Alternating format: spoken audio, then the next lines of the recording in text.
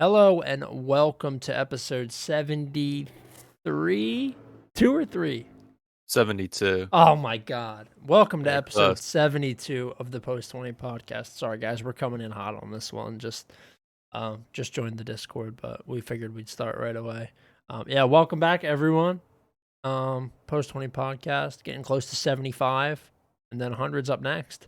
Kind of crazy. I know I say that all the time, but it's definitely kind of wild that we've been doing it for this long. Yeah, 2-year anniversary in December.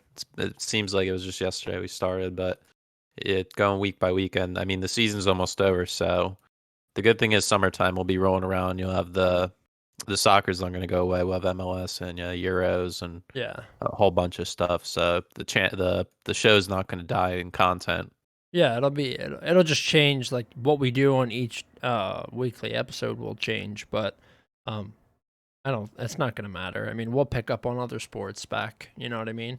Yeah, And then once the NFL. NFL kicks off like late summer, shit kind of starts to move, preseason starts. Yeah. We can just incorporate that. I mean, Well, also the Prem comes back in like August always, so yeah, like second week of August. yeah, so I'll be able to go back to doing my picks on the Yeah, morning show and stuff like that. Yeah, we can go back to 3 shows a week just because there's too much stuff to talk about in one show. Because Yeah, if we talked about everything in one show, it'd be like a 3-hour episode. yeah. There's no way I would have been able to like make sure that I got out. I was thinking about this the other day. There's no way that I would have managed to make sure that I got what was I even calling it? Wake Up Wednesday out every week. There's no way because Yeah, with your I had work. class right at that time, and I know we were talking about before we started recording, but bro, school is just insane. These professors are way out of pocket.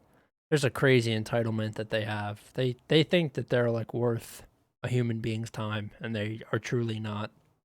I respect that. Yeah, I don't know. I don't know where the entitlement came from, but I never experienced professors treating students this way. I mean, I know they're like their job is to teach you and they're in charge. That's fine. But I mean, just have a little bit of fucking respect for the people that are paying your salary, you know what I mean? Yeah. It's wild. It's crazy, man.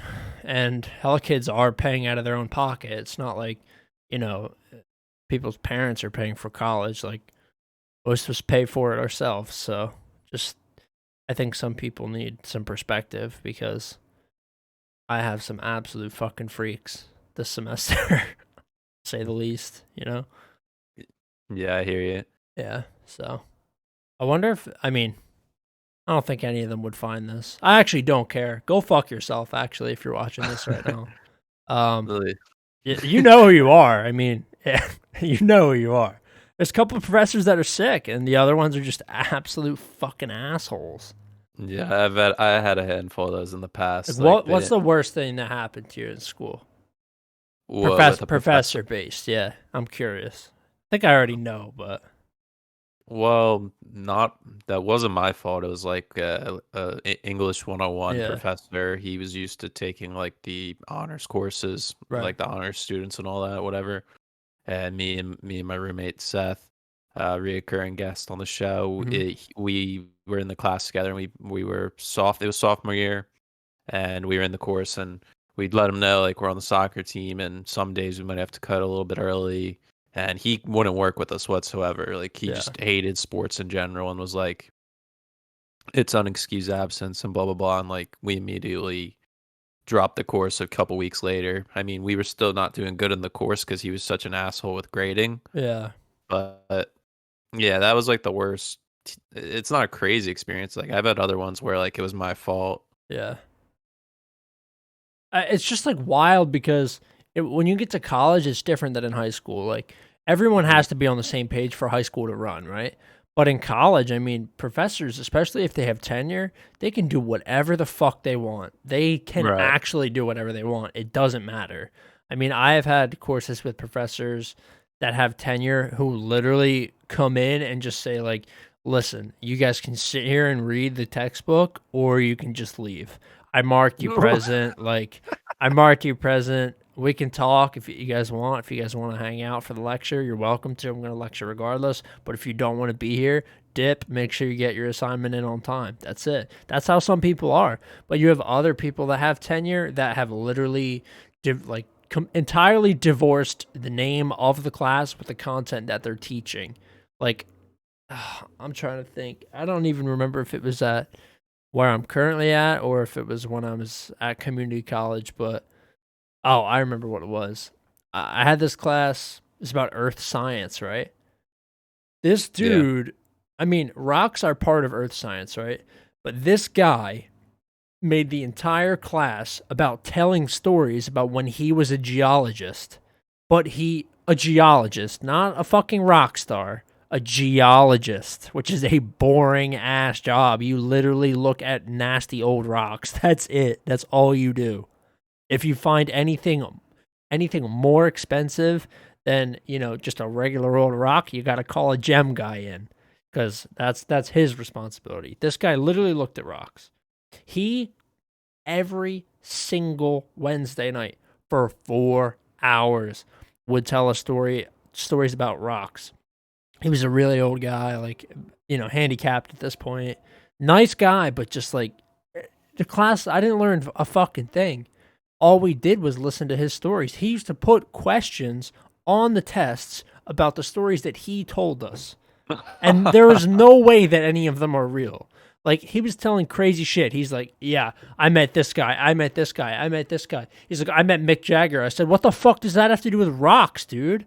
I mean, that's a sick story. Like, it's dope that you met Mick Jagger. I'd like to hear the rest of the story, but you didn't meet Mick Jagger because you were a geologist. Like, these two things are not related at all.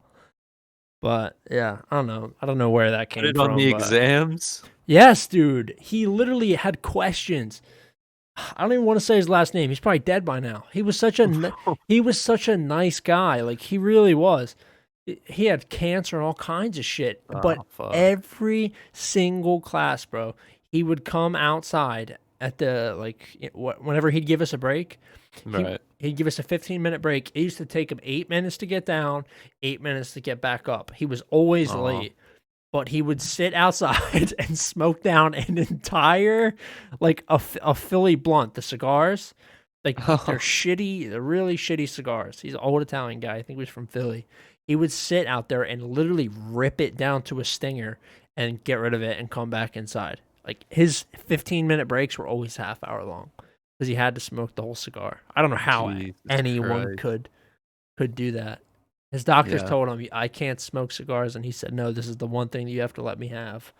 So yeah, I haven't smoked cigars enough. I get lightheaded when I do it. Salvatore, that was his first name. He was an interesting guy. Yeah. Yeah. I smoked my first cigar for probably a couple years. The other day on the course. It was nice, man. Every once in a while, it's nice to just kind of like fully remove yourself from whatever the fuck else is going on in your life and just kind of sit there and have a beer, drink, or smoke a cigar. Yeah, it's like a good thing to when you haven't seen somebody in a while. You bust out some cigars and just talk about some old school shit. Yeah, that's classic. I feel like there's going to be a lot of that going on this summer. Once everybody's kind of back into the swing of things, and like the people that have been vaccinated, wanted to be vaccinated, they're done. The people that don't want to get vaccinated aren't going to do it. So we're all just kind of like getting back to where we were at. I think the beginning of June, end of May is when things are going to start opening up, like for real. Yeah, you'll definitely start to see things open up. I just mean like in a social sense, because that's for some people, like the pandemic totally shifted the way that people see their like social lives. Some people have become more introverted. I am an introvert by like that's just how I am. So literally nothing changed for me. Kind of sucked at the beginning not being able to see like extended friends or whatever, but nothing changed for me. A lot of people, I think, have changed the way they see like being out in public. Yeah, it's interesting. I think another thing is like our show. Like as soon as like the show is doing good in numbers, like looking back, I can't believe we were averaging like 80, 90 plays a week every show. And then as soon as the pandemic hit, that shit just dropped like a rock after the first few weeks. It just like I don't even know what happened. It literally That's so many different things though. The only thing that went up like in terms of viewership is like Netflix, like streaming shit like that. Like sports experienced a drop in viewership. I know podcasts experienced a drop in viewership, but more podcasts were created. Like Right. in the 3 months that like the first 3 months of the pandemic, Hmm. apparently like 40 million more podcasts were added Holy onto. fuck. Yeah, it's fucking crazy, dude. It's nuts. In a year the numbers doubled. Yeah, that just adds to the saturation of I in the guess market. right, and that's I think maybe part of people were trying to make their own shit. Maybe we just lost viewership on that. I think over time it's like a fad, like it'll die out. People stop doing it. Like Yeah. we've been doing it almost a year and a half now. We've outlasted, I'd say, probably 80% of the podcasts that were created around the same time as us. People Yeah. don't last. Like it's a hard thing to keep going. We haven't missed a single week just because I think we're attentive and like very respectful of each other's time and the time we dedicate to the show. But I think like if we were to have, missed a week or two, um shoot, it's hard to get yourself back into like a schedule. Yeah, there's been a couple moments in my head where it's like, remember it, and I'm like, do I really want to do it today? And it's like, yeah, because Yeah. it's like to the people listening that do listen, and then more so myself, just holding myself accountable. Right. Like you from the start, you're gonna do it once a week, and I think I've only ever missed like one show, but that was like when we were doing our solo series. I think I Yeah. skipped a week. Yeah, I mean and that's we both agreed like it just wasn't it was an attainable goal for us. We didn't have that much time to dedicate, especially when we consider the viewership numbers, and that wasn't a big deal for us. We dropped it. We'll pick it back up. Um, but yeah, I mean, I missed a couple weeks back last semester.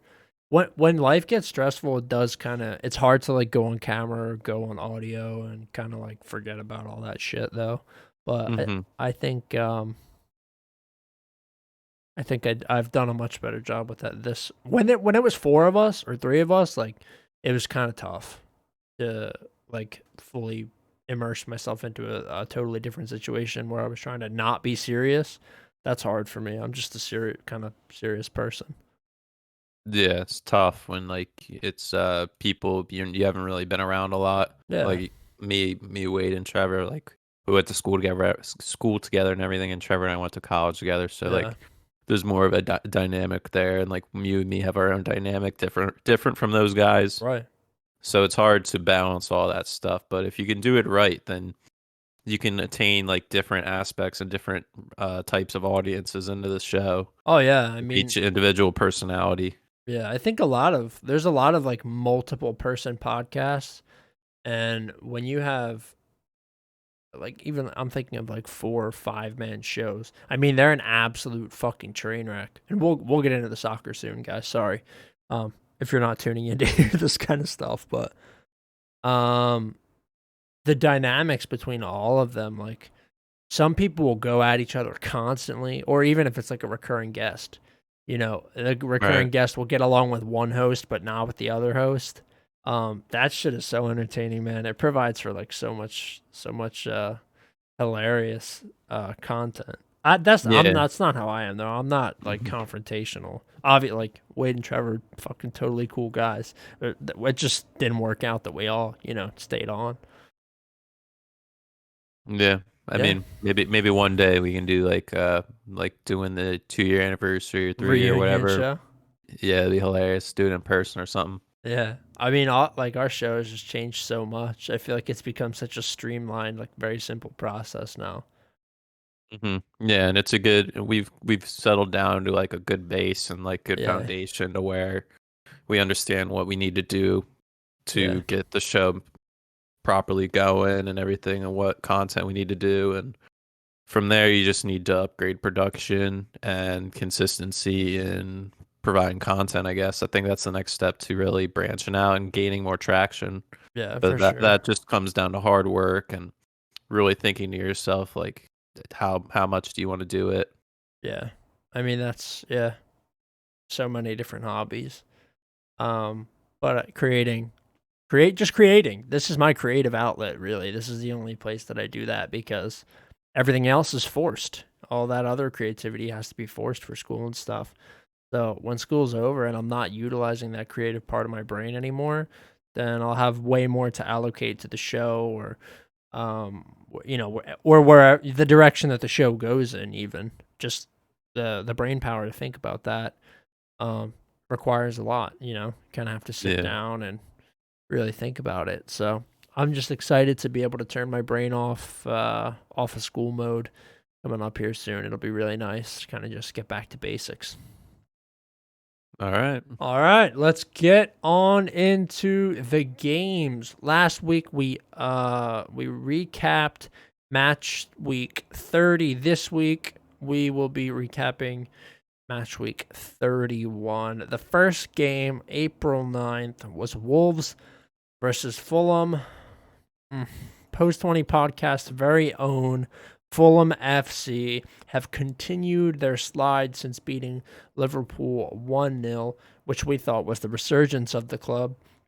Unfortunately, we were incorrect. While they did manage to hold Fulham until extra time, ultimately their efforts were in vain because Adama Traore, what an absolute freak of a human being, scored in the 92nd minute. Fulham outplayed Wolves, if you ask me. I thought they looked better. The possession was pretty much split right down the middle. But it's tragic that Fulham managed to fucking concede in the 92nd. I felt so bad. Yeah, I watched that whole game. Our overall records, though, for this past week that we did, you went 7-3 on your picks, Not and bad. I went 4-6. That is tough. So yeah, you're pulling away a lot in the records. Like my win-loss ratio is absolute shit right now, and you're about to be even. Oh, let's fucking go. So it's looking good for you with about 6 weeks left. But the Fulham thing, ever since that Liverpool win, they've lost 4 straight, and I think that was the time where we started dubbing Scotty P our guy. I Yeah. think there's just some sort of hex We cursed on him? that. I don't know, man. I don't know what it is. Like they play good. It just I said this last week, and I said the week before. It just comes down to game management, and the last 10 to 15 minutes they just fall apart. It happened. It happened in the Villa game. They were up 1-0, and then things just fell apart. And now it happened against Wolves, who are pretty much on par in form with their level. Like Wolves have been absolute shit this year. Yeah, they have been dog shit, especially, it's because they lost Raul Jimenez, I think, but And it's now not Pedro Neto is excusable. out. Yeah, Pedro exactly. Neto's out the rest of the season now.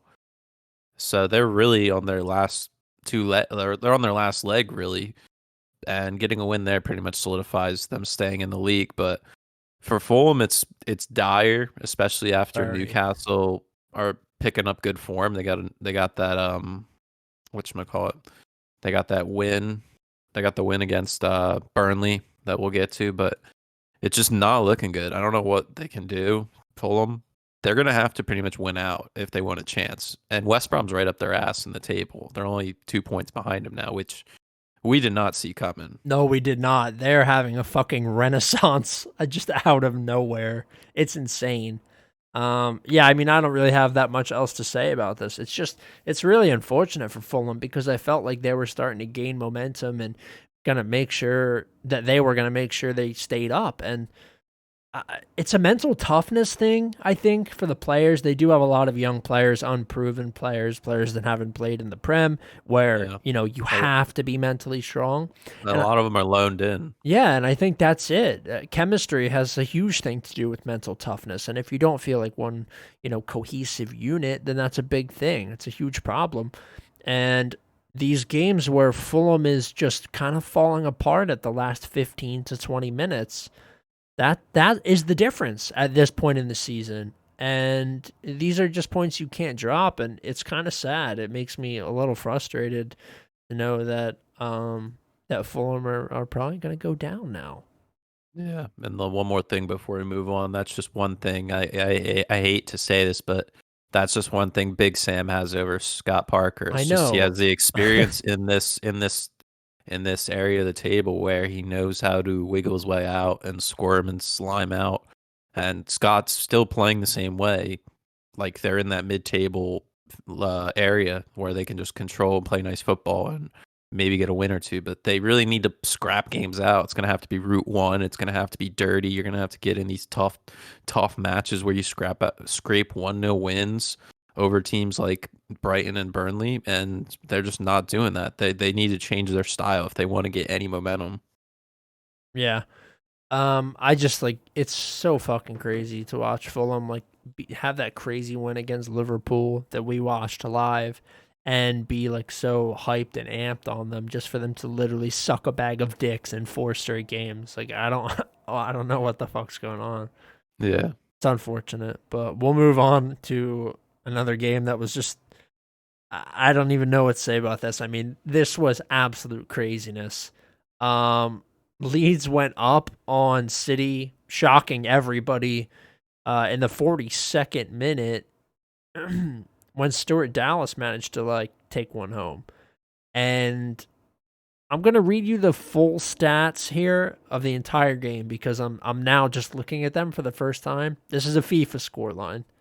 Yeah. City had 29 shots to Leeds' 2 and 7 shots on target to their 2. And 72% possession to Leeds' 28%.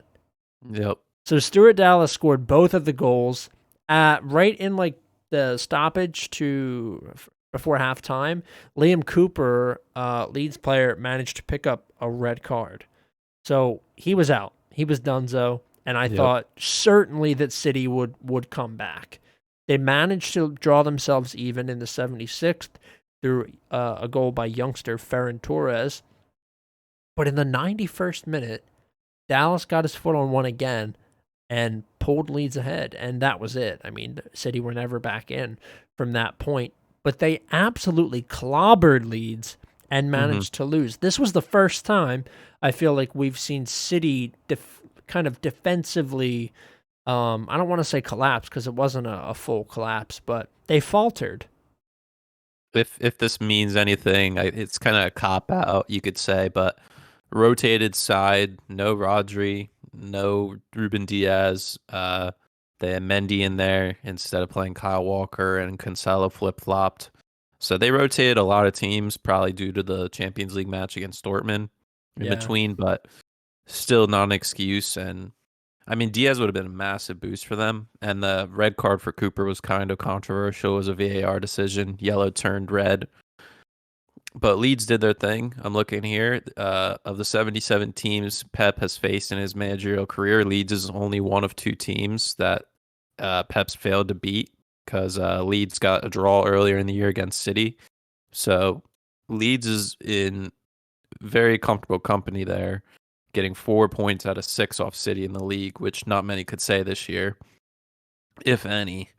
But yeah, like this is the crazy thing about Leeds is like they can pull games like this out of their ass where you don't expect it, but when they play like a Newcastle or a West Brom, it's kind of a struggle bus. Like they're right there in the trenches with them. So crazy to think Leeds got this win. It makes you think that City is human, especially when they lose to 10 men. So anybody can beat them, which I'm looking forward to Saturday or tomorrow, I should say, for Chelsea in the FA Cup against them. But yeah, crazy game for Leeds. And sad thing is I benched Dallas on my fantasy team and I lost because of it. That's absolutely fucked. That is horrendous. I don't even keep up because literally now like fantasy baseball money league started, so I spend 10 hours a day looking at fucking fantasy baseball numbers. It's horrible. Yeah, baseball is like all about the statistics, even more than the other sports. And there's so many teams and so many games. It's insane. I can't keep up with it. Bro, there's games that literally start like the crack of fucking dawn because the MLB schedule is just so shit. And I'm like I get up really early now, but I'm never ready like for the first game, and I'll get the ESPN. I hate fucking ESPN. They usually start at like 1. It's like 1 o'clock. Some games do, yeah, like lunch games, and I fucking hate ESPN's fantasy app. I don't know how people play fantasy football on it either. It is absolute fucking dog water. You like Yahoo? Yahoo or a different one better? I literally would rather not play if it's not Yahoo. It's one of my requirements. I've made 2 leagues switch to Yahoo. I won't pay otherwise. It's just bad. Like how ESPN's is so bad. I don't understand it. I hear you. So we'll move on. Liverpool 2, Aston Villa 1. It looked like it was going to be a repeat of the 7-2 smashing that Liverpool suffered earlier this season when Ollie Watkins opened the scoring right before halftime. I figured the second half would be much of the same because Liverpool didn't really look. I mean, they looked good. They looked sharper than they have in recent weeks. But it didn't look like one of those games, that you were going to see Liverpool come out and bang 3 or 4 in like last season. Mm-hmm. So I thought Villa would continue or at least, buckle down and keep their lead. But the second half, Liverpool came out firing. Salah scored in the 57th to draw Liverpool level, and TAA, back from the dead, scored in stoppage time, the 91st minute, to secure all 3 for Liverpool. Liverpool very dominant on the stat sheet, to be honest with you. 67 to 33% possession in their favor. 10 on target to 5, 23 to 9. So a lot of really good chances for Liverpool here. Pretty strong lineup, I think. Kabak and Phillips have looked better in recent weeks with Fabinho slotting back into midfield. And they managed to get their best front 3 out there. Salah, Firmino, and Jota. So this was a game they should have won, to be honest, if you look at their team. Just not really a game that I was fully expected for them to win because Liverpool have been Liverpooling this season. Yeah, I mean, Mane on the bench, getting rested for Champions League, which didn't turn out well for them. Phillips and Kabak in the back. Those guys have been playing together pretty much since Kabak joined now. Those guys are getting consistent game time, learning each other's habits, and also with TAA and Robertson. So consistency is key for those guys back there. Polar opposite when we were talking about Fulham. Ever since the Liverpool win, they've lost 4 straight. Since Liverpool lost to Fulham, 3 straight Prem wins. Those coming over Villa, Arsenal, and Wolves. So not too bad. And then they also broke their run of not winning at home. 8 straight games they couldn't win at home in all competitions. Now they broke that. So yeah, it's looking good for Liverpool. Obviously, they got knocked out by Real Madrid of the Champions League, so they have nothing but the league to worry about. So good signs for them. They can rest players during the week. Not going to have to worry about crammed schedule as much. I know Henderson should be back this weekend, maybe as a bench player, but if not, he'll be back for the following matchup. So starting to get players back. I don't know if anybody else is coming after that. Yeah. On the Villa side, I think I saw that Trezeguet is getting surgery, so he's out for the rest of the year. He's done. I don't know what's going on with Grealish right now. I don't know when he's coming back, if he is. I'm looking here. What was it saying? Jack Grealish. Yeah, no return date set yet. So they're probably, maybe it's him personally. He doesn't want to come back. They'll probably shut him down. Maybe it's because he doesn't want to hurt his chances of not making the Euro squad because he had such a great year up till that injury. So maybe he doesn't want to re-injure himself, so he'll be out for that, which is something he probably really wants to play in. Because I don't think he's played for England in a big major tournament yet, has he? No, I haven't seen him yet. It's been most of the old guard, Yeah, exactly. So probably a dream of his he doesn't want to ruin into a random game that doesn't mean anything because they're sitting mid-table and they're probably not going to move up anywhere. But yeah, Liverpool's looking good. I think they're on the up. They're on the up and up right now. Yeah, it's looking good for them. I don't think the bombing out of the Champions League against a very mediocre Madrid side is a great look, but it happens. Not everyone can be Arsenal advancing to the semis. Of the fucking Europa League. Thank God. Right, thank God they fucking won yesterday. I was so afraid. I didn't bet on it, and I knew I should have. Yeah, I thought it was sketchy because I saw right before kickoff said Aubameyang came down with malaria. Yeah, I was like, "Oh fuck, man!" Imagine, plus, dude. You got your other injuries, and I was he's literally from Africa. Like, how are you getting malaria in Europe? Yeah, Africa is the place where you get malaria. That's where you have to be vaccinated before you go to malaria and to Africa and South America because it's hot and mosquito-y. And he literally managed to get it in fucking Prague. How? That's insane. I don't know. I mean, on the Slavia Prague side, they had one player banned for 10 matches due to racial. He said something racist. Oh yeah. Um, so he got banned for 10 matches, and I think it was an omen showing that Arsenal was going to put the smackdown on him, and they did. Was it 4-0 or 4-1? Yeah, it was 4-1 or 4-0. I saw a picture of well, I watched obviously at the very beginning of the game. Lacazette went and like kneeled up by the half circle like all the Prem teams do. They kneel. Yeah, And Slavia Prague just like sat there and stand. Like I don't know, kind of like that's kind of weird. I feel like they should have kneeled too, especially after their players just did like or one player did that racist thing to Glenn Kamara from Rangers, but they stood, so whatever. It's not a big deal. But Lacazette just literally kneeled there and stared into their eyes, and then opened the yeah. scoring. So, or it was Saka that opened the scoring, but Lacazette had a fantastic game. Yeah, so I mean, Chelsea are through in the Champions League as Yep. well. They're gonna square up against Madrid. hmm I think we're away first legs away I the think end of the month. you guys can beat that Madrid team. They are Yeah, not that good. I think we've had the best luck so far when it Hundred comes to percent. draws. Like it's crazy to think like the luck we've had so far in all the competitions, except now in the FA Cup, obviously with City. But You were gonna we, draw them in something. It's better that it be the FA yeah, Cup, not fucking UCL. yeah, I'm happy to see PSG and City. One of them are gonna fall off. And I was telling one of my coworkers at the post office because he was telling me or earlier when I started that he's like a new soccer fan, started Yeah, last year and he's got in the Premier League and he's a Chelsea guy. He said his friends are Liverpool guys, so they have banter between them. And he said he was like new to it too, and he like sucked Liverpool off because like the Champions League win and all that. And I was like, yeah. buddy, you haven't been around, man. You don't know, like, yeah, people don't know how much of a fucking choke DNA club that is. Yeah, and we were talking about, it, and we were talking about the Champions League today or yesterday morning, one of them.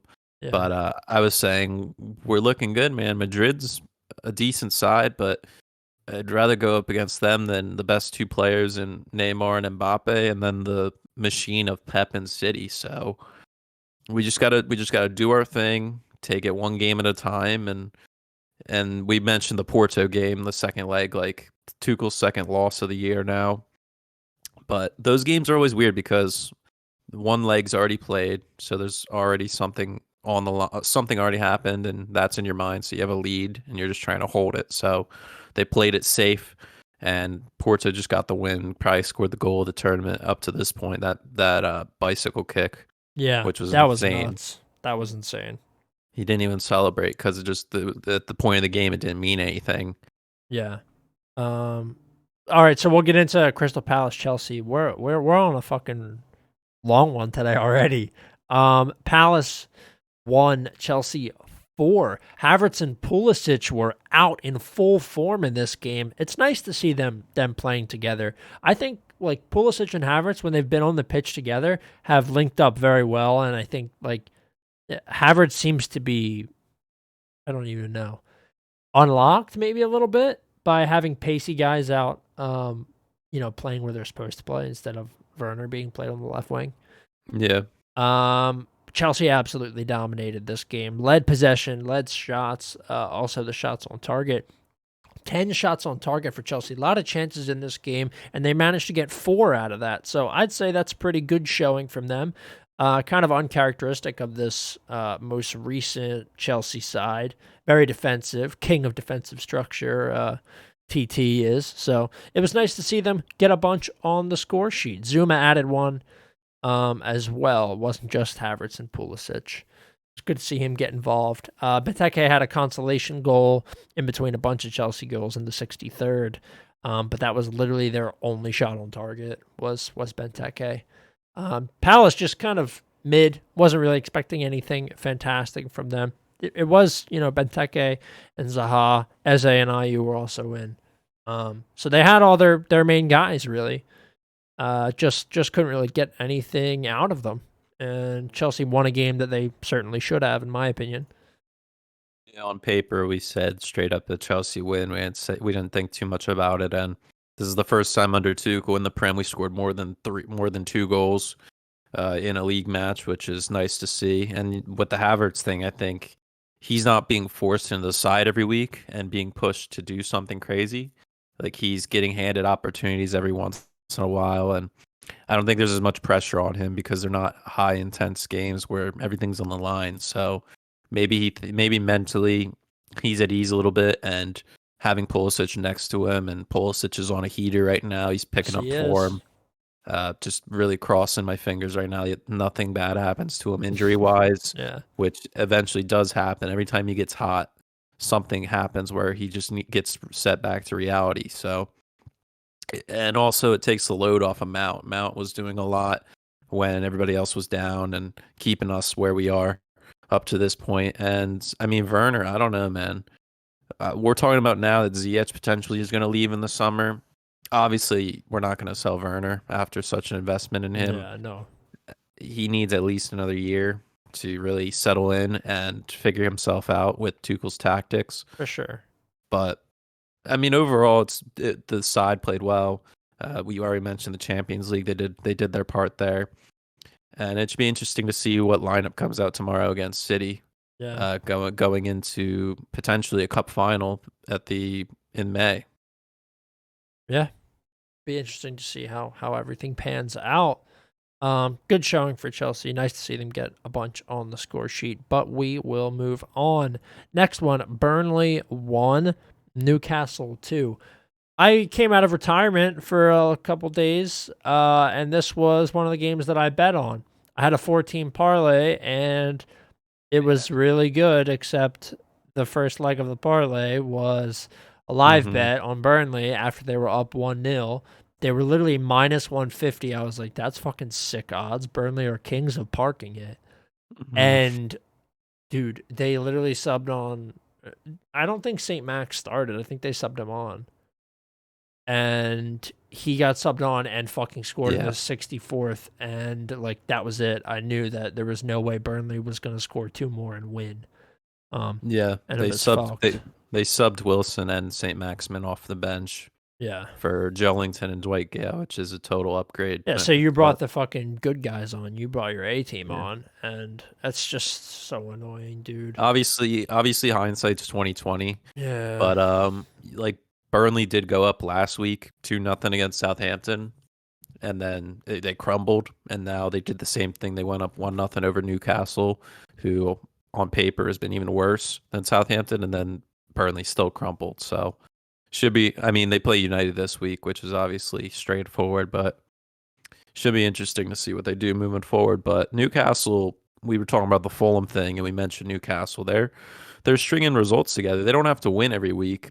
Even I mean, obviously with Fulham falling apart, they don't have to do very much, but still, every point matters, and they're getting closer and closer to safety and putting teams like Brighton and Burnley that aren't picking up these wins into their spot. So good for them, and as well we mentioned Callum Wilson and St. Maximin are starting to get minutes again because Mm-hmm. they were both out with some long-term injuries. Wilson a little bit longer, but um, Steve Bruce is getting some of his key guys back going forward, so they don't have to play big Route One football to big Andy Carroll and those Longstaff brothers that I know Evan doesn't like. Well, they're slow. So yeah, it's good. They're on the up and up. Should be interesting what they do this week. Yeah, I'll be really curious to see. I'm kind of like, I can't believe Newcastle are going to stay up, dude. It makes me fucking sick. It makes me so mad. They need to just go. They need to go down again, and they're not going to. Yeah, they just always know how to stay up.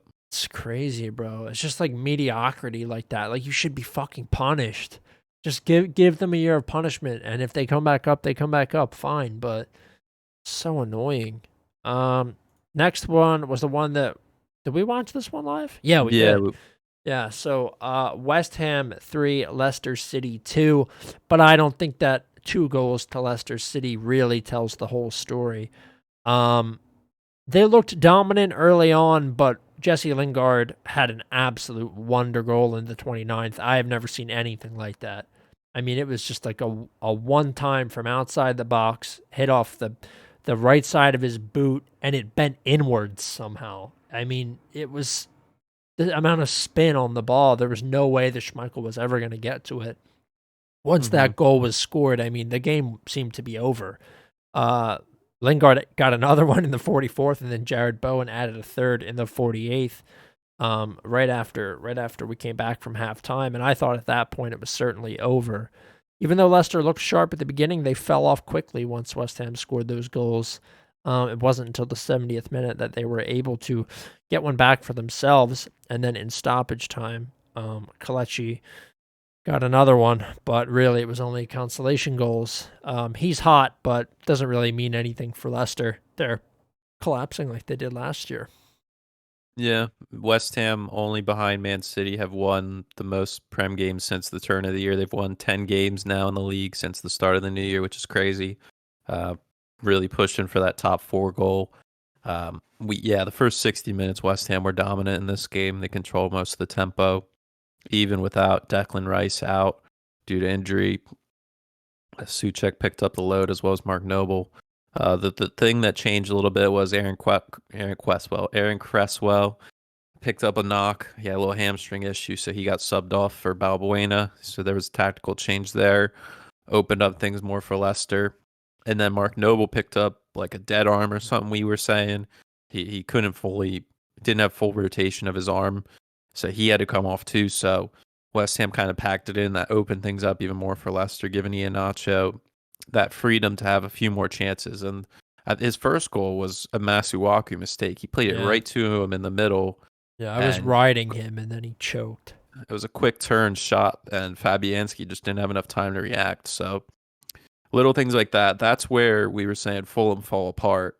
And West Ham could have been in that same boat, but luckily for them, they scored 3 goals already. So they were in a position where they needed an absolute catastrophe to happen for them to really lose it all. And they could have. Like, there were corners in the 94th minute where they did have clean chances on goal and just couldn't put it away. So good play from both sides. Good signs for them. So I think both can take positive results out of this. They're right next to each other in the league, 3rd and 4th respectively. Yep. West Ham on the positive end, 2 straight wins, whereas Leicester, I think for the first time this season, have lost back-to-back games in the league. Yeah. So, I'm seeing it here. First time they lost consecutive league games since November. So, interesting to see if the form carries on for both of these teams or if things change. But good signs. It was a good match that we watched. Yeah, it was fun. It was certainly it was nice to see a game that had 5 goals in it. It's always kind of nice to watch those games together. It's always fun. We're moving on to, a literal disaster at London Stadium. Tottenham managed to go ahead against United, who I thought would certainly win this game, only to then allow 3 goals in just the second half. Tottenham, the entirety of their club DNA is absolutely fucked. It's been fucked forever, but it's just returning to the most fucked it's ever been right now in front of our eyes. Harry Kane is going to leave unless they qualify for the Champions League, which just isn't going to happen. Yeah. Mourinho's on the outs. Son's crying in interviews. Like, it's fucked. Did you see him? He was crying. No, I feel terrible for him. These two guys. Is that the effect that Mourinho has on clubs? I think it truly After he's there for 2 to 3 seasons. You can see the frustration. They're angry. Well, I've seen comments from past players under him saying that, like, he doesn't recognize players or doesn't give them the time of day. Like, he doesn't care about what they have to say, like things like that. So I can understand that. His style has proved in the past to be a winner. Yeah. And players nowadays, it just doesn't work for them. They can't cope with it because they always have to feel like they have power. Maybe that comes with some entitlement and things like that. But and maybe they were coddled a lot by coaches in the past. So it's a reality shock. But it ultimately comes down to winning games. It doesn't matter what your style is. If you're not winning games, you're going to be on the outs. So it's like you're saying, it's looking like that time for Mourinho. And you mentioned this, I think, back in January. We were talking about it, Harry Kane leaving in the summer. And I thought you were absolutely crazy. And it makes sense now. I mean, the guy wants to play in Europe. Like, him as a player, he needs to be playing in Europe. He's 28. I mean, he's reaching that point in his career where if he wants a big money move, he's got to do it now because he's going to be starting to expire soon in terms of fetching those crazy numbers on the transfer market because they don't want to buy a 30-year-old. Doesn't matter how Mhm. many goals you score, they don't want to buy a 30-year-old because your muscles are old, and the minute your Mhm. muscles go, you're done. I'd So, take Lewandowski now. oh, dude, me too. I mean, we know what kind of player he is, but he's simply not gonna cost even remotely as much as Haaland or Mbappe, no matter Of what course, his stats are, because because there's long right, term value there. right. But even that I think is kind of a fallacy because these guys they don't typically wind up staying at the same club forever, right? Like It's look at Ronaldo. it's very rare in the modern day. I mean, Ronaldo played at Madrid for 7, 8 seasons, Yeah, but which is a very long time. he's played everywhere. I mean, he was at United. First of all, he was in Portugal. Then he was at United. Then he was at Madrid. Now he's at Juve. And there's probably another move, to be honest. Yeah, he'll definitely make another move before he leaves because the Italian media is attacking him really because of the Juve's just not winning as much. Well, I don't know why I don't know why they're putting it on him. it's Obviously, Pirlo. Why is yeah, Pirlo managing that team? exactly. That was what I was gonna say. Like he's brand new manager. He was supposed to be the U23s, and then they just threw him right into the first team, which doesn't make any sense with no experience. And that just they just did that along with the trend of like the Gerard, Lampard, like and Rooney, like Yeah. modern, like most recently retired players that were club legends or just legends to the game in general in the past 20 years, and they just gave them a chance right away just Yeah. because of their status and their reputation. Prestige or reputation. Yeah, Yeah, as exactly. players. And I mean it has worked. It's worked for what's his name? Gerard. Sorry, I forget his Gerard's name. worked. Yeah, Steven Gerrard's worked really well. I mean, for a time there, Lampard was doing well. Yeah, That I don't first think season, he shouldn't have been gotten rid of the way he was at Chelsea. That was disrespectful. I mean, it's business, and you're just not getting results. And luckily enough, it's turned for the better now. Yeah, I don't know where we'd be if Lampard was still there because we were playing a 4-2-3-1, and it just didn't work with the players we had. So yeah, he didn't know how to use those guys yet, but I think he would have figured it out. yeah, and it's also tough because you have to get your staff in there too. Maybe his staff just wasn't there. Maybe. Yeah. We'll get back to this one. Your goal scorers here were Fred, the ghost of Edinson Cavani, and Mason Greenwood, who has been sound recently. I'll give him that. Yeah. Cavani, it seems like they might be trying to extend for 1 year. I think that'd be a wise choice. He has scored a lot of clutch goals for United this season. I think him personally, he wants to leave. He does, but I'm telling you, man, United should try and lock him down for another year because he's been a very useful utility for them. He's like similar to how Drew is for Chelsea. Like Yeah, he has a very fucking he has a mercenary. yeah, he's got a very like distinct play style that not a lot of players have. And to have him in for some key situations that other players don't have is very crucial for the club to pursue what they want in multiple cups and finishing high in the league. So yeah, I think it would be definitely a good idea for the club to sign him. But Yeah. I think after what the FA did to him, doing him dirty with like that whole his situation on social media, like he just feels hard done by, and he doesn't want to have anything to do with him anymore. Yep. Everton just scored again. Gylfi scored an absolute fucking banger. Oh Tottenham my are gonna lose to god! fucking Everton. Oh my god! Insane, dude. In fucking insane. That's nuts.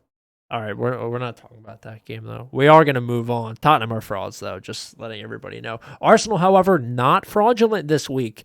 They managed to beat Sheffield 3-0. Alexandre Lacazette has continued his renaissance rebirth as a fantastic striker option. Scored in the 33rd and the 85th. Gabriel Martinelli, Brazilian superstar, one of my favorite upcoming talents in the Prem, managed to get himself one in the 71st. That was the first action he'd seen in the first team since January when he re-injured his leg. Arsenal got the result that they should have got. Sheffield going down, absolutely suck. I think they are now they're definitely going to be the worst team ever in the Prem. I'm pretty sure they passed like the marker for that, so that's pretty cool. Yeah, they're right there. That's awesome. This moved Arsenal up, I think, one spot in the table. We are now You're in ninth. you're currently sitting ninth, Yeah, tied with Leeds, but you have a better goal difference. And if the current Tottenham game result holds, you'll be four 4 points. behind them Yeah, with a game in hand to cut it to one. So that would be good. it's looking like Arsenal will finish above Tottenham because you guys do play Fulham this week. So Yeah. with how their form is, it's going to be similar to the Sheffield game. Maybe not as Oh, simple, but that'd be amazing. I hope we mhm. fucking beat them, dude. I it would be fantastic. I mean, your shot for Europe's still not out. Obviously, Yeah. you can lock it up in the Europa League going to that'd be crazy. You guys finish like eighth and you make that Champions League. Yeah, I know that'd be amazing. That would be fucking sick. I don't have a That would, ton to say about this game though. yeah, it was pretty straightforward. Sheffield doesn't have that much to offer statistically, or even when it comes to players. There's not much to talk about. Good sign from Ethan Ampadu, Chelsea loan player. Yep. I love to see him get an experience. Most I've seen him play in his whole career so far. But yeah, it's not the best when you're playing for teams like Sheffield. Obviously, Loftus-Cheek with Fulham, so you'd like Yeah. to see them playing for more successful clubs so they can have a better time. But it's also a good thing if you think about it, because when they're playing when they're in these situations where it's looking grim every week and they come back and it's a complete opposite, it can show you both perspectives on what can happen in this business.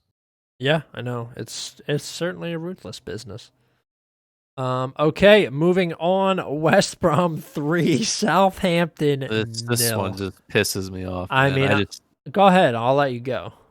I literally said last week, I was like, in my heart I can't go with Big Sam because he's done me dirty so many times, and after making those points, like he knows what he's doing in this time of the league for the bottom of the barrel scrapers. It's just tough, man. Like I don't know what I'm gonna do this week for their pick with them, but it's fucking killing me right now. I'm mauling. I'm really mauling right now. It's just, how can Southampton lose 3-0 to West Brom, bro? They look dog shit all year. I Like know. why? Why now?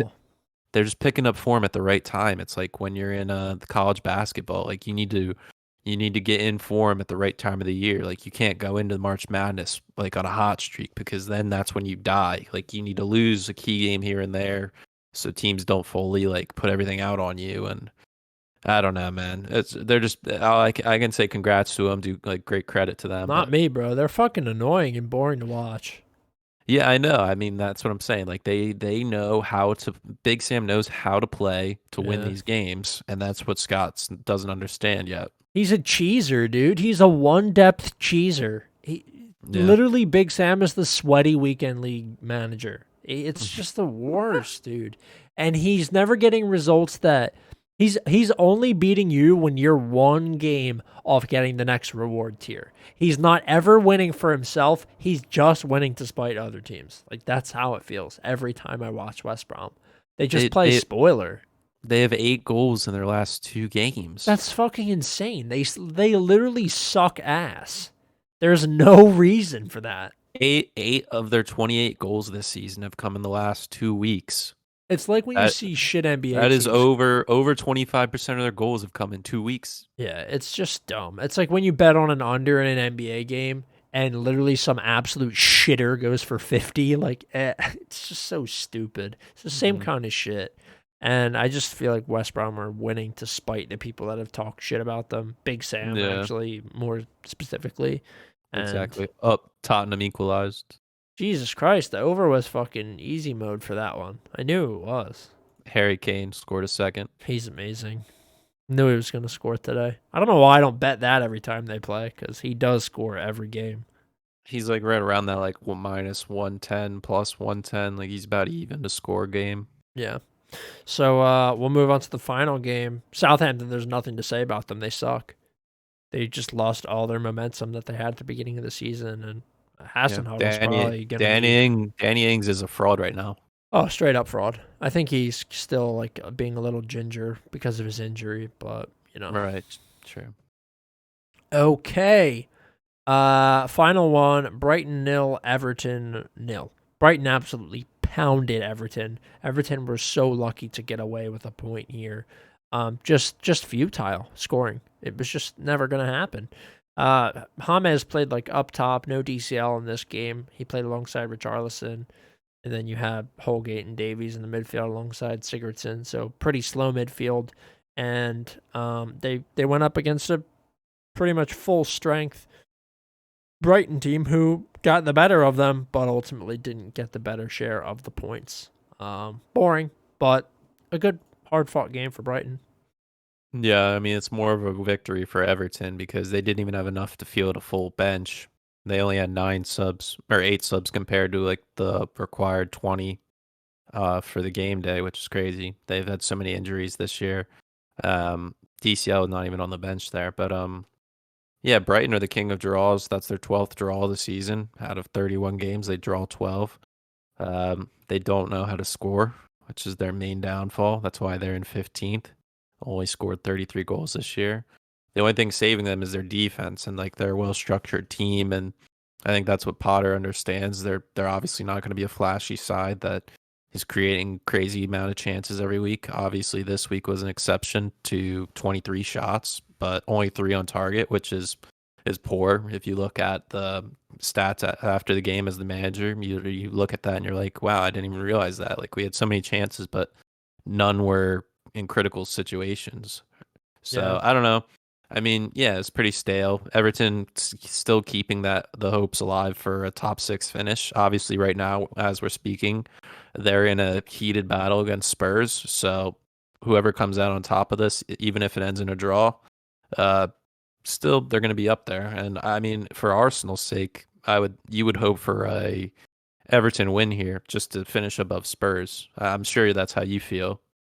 Yeah, I just all I care about is Arsenal finishing above Spurs this season. Right. That's all I care about. Everything else is kind of like a moot point because I just figured it would be one of those years where it kind of took us a minute to get back into things. And Yeah. City were the only team that were like on top of everything, I guess. I feel like everybody else has experienced some serious falters. But yeah, as long as we finish above Spurs and then Mourinho gets fired and Harry Kane leaves, I'll be a happy camper. Yeah. I By feel the like way, if I Harry. don't hate Harry Kane. I just don't want him to play for Tottenham. Mm-hmm. You know. Where would you see him go? Me personally, I can't see him leave England. Oh, I think he would. I don't think he'll go to another English club. I don't think they're going to be willing to pay that because of his age. Out of respect. I think part of it is respect, but I think I don't think You they can are you going to couldn't see pay. him moving to a United or a Chelsea. No, that some people say yes, some people say no. I'm in the camp that says no. I think you may see him playing in Europe. I don't know. I mean, in the past, you've seen high profile players in the league transfer from rival clubs. Yeah. You've seen a Tevez go from a United to a City. Mm-hmm. You've seen players go from Arsenal to Spurs. And vice versa, yeah. Yeah, So and Campbell. get William Gallas from Arsenal to Yep. Chelsea, like crazy things you never thought would happen. So I could definitely see Harry Kane do that. Maybe out of spite, I don't know. That'd be hilarious, but it should be interesting summertime. But yeah, let's get into these previews. Okay, quickly. Well, we missed this Everton Tottenham game because it was on like a weird ass day and we postponed it. I would have picked Tottenham. I don't know what you would have picked. The game's still going on, so I'll just say Tottenham. Yeah, I would have been on Tottenham too. I'm not going to count it towards our records, but just out of respect, just to say what we would have picked. Yeah, I definitely would have taken Spurs with the uncertainty of the Everton squad. Yep, me too. And they were missing some key players, so I think we would have been right in taking that. Next one at Newcastle, West Ham. After West Ham thrashed Leicester last week, I don't really see anything changing. I think you're going to see another Lingard goal, maybe two goals and an assist, maybe a hat trick. Who knows? The guy is literally unstoppable. And I think that they are going to put this Newcastle team down. I don't care if Wilson and St. Max are playing. I don't care. Newcastle are not good. They're overperforming. West Ham will win. Yeah, I'm looking here for injuries right now. Mark Noble potentially not going to make it. I think Aaron Cresswell. I don't know. I keep saying Questwell, man. Questwell. I'm like talking like I'm 5 years old. Aaron Cresswell is definitely not going to play this weekend. So that's a big loss for them defensively. He's their main set piece guy. Yep. So that's a big, big loss for them. Newcastle are, are definitely big in the air when it comes to aerial attacks. Um, Also, Antonio is not going to play either, so Yep. they're going to really have to rely on Lingard this week. Obviously, he doesn't mind because he's been carrying the burden ever since he joined. We did say during the live show if they don't offer him a contract at the end of the year, they're absolute fools. Yeah. Oh, by the But yeah, way, oh, go ahead. what did somebody score? No, I just want to let everybody know that Harry Kane now officially holds the record for scoring the most Premier League goals without having won the title at 164 goals, which is pain. That's fucked. That sucks, dude. That's a wasted career, is what that is. It wasn't the closest they ever came was during the Leicester City win. Yeah. Like they finished third or something. Yeah. Yep. Yeah, behind Arsenal. Behind So Arsenal's Arsenal. crazier. Yeah, because Tottenham fucking threw. They lost to Newcastle like 8-2 the Yeah. last week. Oh, I have to maybe go watch that again. Just that's Uh, getting me hard thinking about it. you said you're going with West Ham here. Yeah, yeah. My gut instinct says West Ham, obviously, because of we watched them and Lingard's insane. But I'm trying to find a reason not to believe in that for some reason. It's at Newcastle. Newcastle play better at home than away. Yeah. Uh, and West Ham are not the best on the road. They're second in the league when it comes to playing at home, but when it comes to away, they are mid-table, pretty average. So I want to go with something ridiculous and say a draw or a Newcastle win if I had to bet, but I think I'm gonna play it. I'm gonna play it safe and go with a West Ham win here, Okay. just because of Lingard and how his form is, and I don't think Newcastle can handle all those runs across the field. Well, I think that's fair, and I certainly agree with you. So we'll move on because we have a ton of games here. This probably start to get a little thin here with the reasoning, but um, Wolves versus Sheffield United. That's tomorrow, April 17th. I'm on Wolves. After seeing what they did against Arsenal, Sheffield, they sucked. So I'm just with Wolves. Yeah, when it comes on the odds, Wolves is minus 150, which I've never seen this year so far. Them being such big favorites, with how they played, even without Pedro Neto, they're still a big favorite, which is crazy. Adama Traore definitely will not score again this season. I will put money on that. Yeah, I agree. Um, but I think this game ends in I want to say a draw, but like Sheffield are absolute dog shit. I'm gonna do. I don't even know what I did there. I'm gonna go with the draw. I think there's just not a lot of offense going on here. I think it's gonna be like a boring 0-0. Okay, fair enough. I'll be interested to see how this goes. Next game, Arsenal Fulham. We talked about this earlier on in the show. I'm on Arsenal. Fulham they already have 2 losses in a row. Or no, that was 4 losses in a row. Yeah, they're four in a row. Yeah, so this will be 5 in a row for them. Arsenal coming off 2 really nice performances. I think they continue that form. Mikel probably going to be here next season too because he's in good form now. Yeah, Arsenal. Yeah, I'm looking here. Obviously, we said Aubameyang's out with malaria. I think Odegaard's gonna miss this match as well. So it's pretty much gonna be the same squad, I think, coming out here now that they don't have a midweek game in the Europa League. They get a week off, so they should come out full strength. And I don't see why Arsenal can't pump 3 more goals in. If it comes down to the last 15 minutes where it's a close, tight game, I think Arsenal win due to experience and I think Arteta being under Pep at times, and now him being on his own for a little while, he understands game management well, and I think Arsenal have more experience here and should win this match. Okay, I agree. Next one, Manchester United versus Burnley. After exhibiting immense grit and coming back to Tottenham side, which are much stronger than this Burnley side, I believe that Man United are carrying quite a bit of momentum. That's the word. Sorry, my brain's slowing down. And I think that they managed to lift themselves over Burnley. They're a small club. Yeah, well, small clubs in the past have I know. come to Old Trafford and won. One being Sheffield United, getting a crazy 3-2 win there. I'll never forget that. only one of their 4 wins this season. So, um, yeah, I think United win this game. I definitely could see a weird Burnley draw, but with the form they're in and getting early leads, they just can't hold on.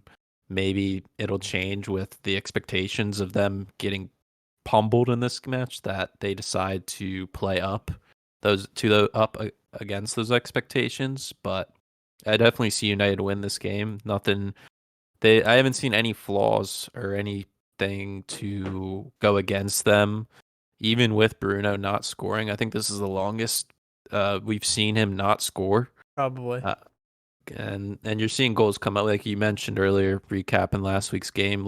Greenwood's been looking good of recent, and Cavani's been getting more runs in the side. So Yeah. yeah, I'm gonna go with the United win. Okay. Moving on, we have.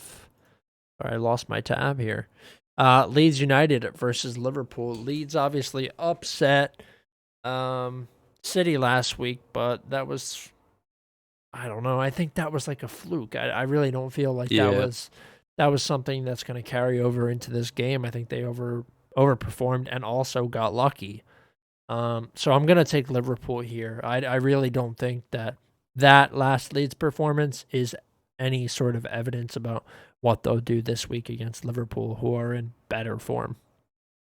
yeah, I'm gonna go with Liverpool too. I'm still on that thing where Fulham and Liverpool are linked right now when it comes to form. Whenever Fulham loses, I think Liverpool wins, and vice versa. Right. Um, Earlier in this season, Liverpool won this game 4-3. Mo Salah had a hat trick, two of them being penalties. Crazy good game. I'd like to think it'll be similar, but Liverpool's offense, as of recently, this entire year has been pretty sloppy and pretty conventional, I'd say. Their side's pretty open, and you know what they're gonna do. Those little drag backs. So I don't know if Leeds defensively will be there because that's been their main downfall, just like a lot of teams in that area. They've given. Let me see here. They've given the fourth most goal. Or nope. They've given up the most goals in the top 10 right now in the league. They've given up 49 goals, which is a lot, but they compromise that with 49 goals for. So I'd like to see this being a high scoring game, but I think Liverpool wraps it up nicely. Me too. We are in agreement. Next one, Chelsea versus Brighton. This could be a slippery game for Chelsea. Yeah. I don't feel safe actually saying that I feel this is going to be a draw, so I'm going to go with Chelsea. I think they continue their goal scoring from last week, especially if Havertz and Captain America are linking up again. So I'm going to take Chelsea. Yeah, I can't go against my boys. I do see this being a close game when it comes to possession. I think Brighton are a side that can control the ball well, and they work it into key areas that could be dangerous to us. And Brighton are a team that play much better away, 12th in the table in away form. When they play at home, it's a disaster. But away, they are a much better team uh, in the past. So yeah, I can't. I have no reason not to go against my guys. Yeah. Okay. Sounds good. These next ones are going to be really quick. I have no idea what to ever expect. Like, if they play a game and then have another game a couple days later, it's so hard to pick. But the first game is Tottenham versus Southampton. I would imagine, especially if they beat Everton today, that they will be the favorite versus Southampton. I think that's fair. I don't think they're going to lose to that team. I just think they're in the business of losing to clubs that are kind of level with them. Hmm. Yeah, I'm gonna go with Spurs here. Should be interesting with what Southampton does over the weekend against Leicester in the other semifinal for the FA Cup, but I think they'll have heavy legs and Spurs will have a nice little break from now until next Wednesday. So I think Spurs with more rest win the game. Okay, sounds good to me. I think I agree. Moving on, Man City versus Villa. I don't think that Villa will be able to slay the Giants as they did earlier on this season with Liverpool because Liverpool are false giants. City are real giants. There is no way in the world that City lose to this Villa team, especially without Grealish, especially without Trezeguet. I just don't see it happening. City bounce back and win. Yeah, Aston Villa straight up plus 650, which is pretty high. Um, I definitely don't see Villa creating many chances. Even if they did have Grealish, um, not going to be a lot of chances for them. It's going to be similar to how Leeds played, but I think City bounced back, especially after a nice little win against Dortmund in the Champions League on the two legs, and hopefully they'll be upset. I think they'll lose to Chelsea. I'd like to think in the FA Cup, and they'll be pissed off and put like 5 past Villa. But Martinez has been playing spectacular this season. He's probably top 3 in clean sheets still. But I don't think they hold it there, and I think City walks through. Okay, sounds good. I'm with you.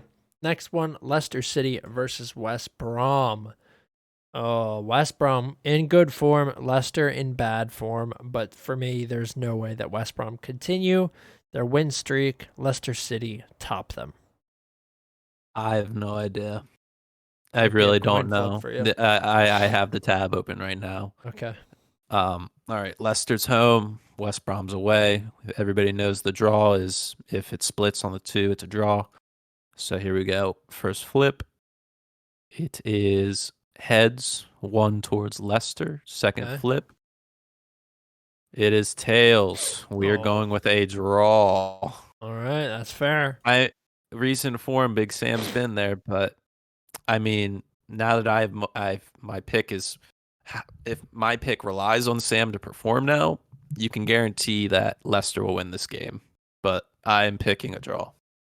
Okay, sounds good. I think it's possible. I don't know. This next game I'm thinking actually is going to be a draw.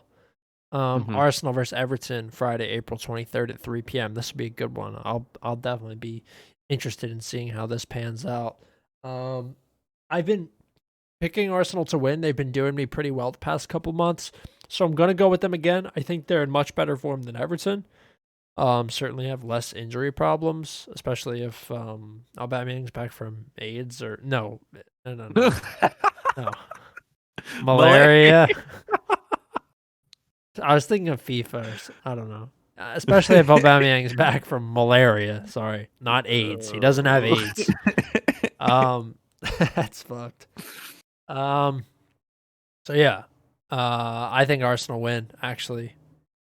When it comes to playing away, obviously this game's at the Emirates. Everton is a top 4 side in the away table. They dominate when they play away. So I don't know what's going to happen with injuries and who comes back, who will be out. But if they have a DCL and a Decore or somebody like that coming back, their odds are up. Definitely DCL should be back, but Yeah. I'm going to go with Arsenal. Yeah. Not a Okay. lot of not a lot of confidence in that, but Me neither. I'm gonna go with Arsenal. All right. We'll move on. Liverpool versus Newcastle. No way. No fucking way. Newcastle Aren't we win doing? this one. I'm looking at this on the Prem tab, like the fantasy tab, and Yeah. that Arsenal game is like the first match for the next week. Well, I don't think will we be doing a show before that? Oh, we will. Yeah. Okay, so that's fine. Yeah. We'll All right. You got a cut it sneak there. peek at our Arsenal pick. It'll But probably change. yeah, that's the thing. I have no idea. We'll come back to it later. When we do our show next week. I'm sorry, I'm thrown off because we pushed the episode one day too.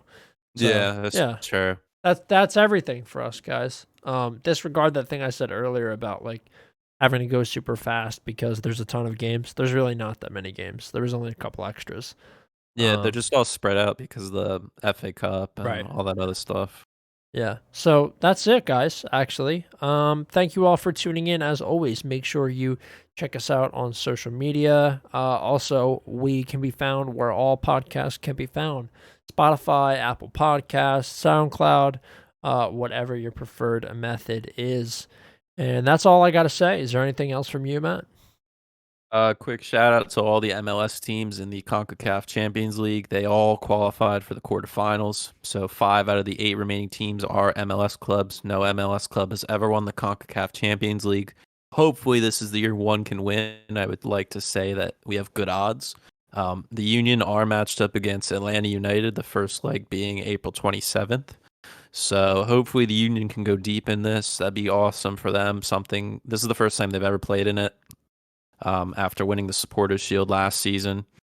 So interesting to see for them. And also tonight is the first games of the MLS season. So that's starting up again. So we can touch on MLS soccer with Inter Miami and David Beckham and all that, with Phil Neville as the manager. And then also we can brag on Jim Curtin when the Union don't play well. So just more content to touch on.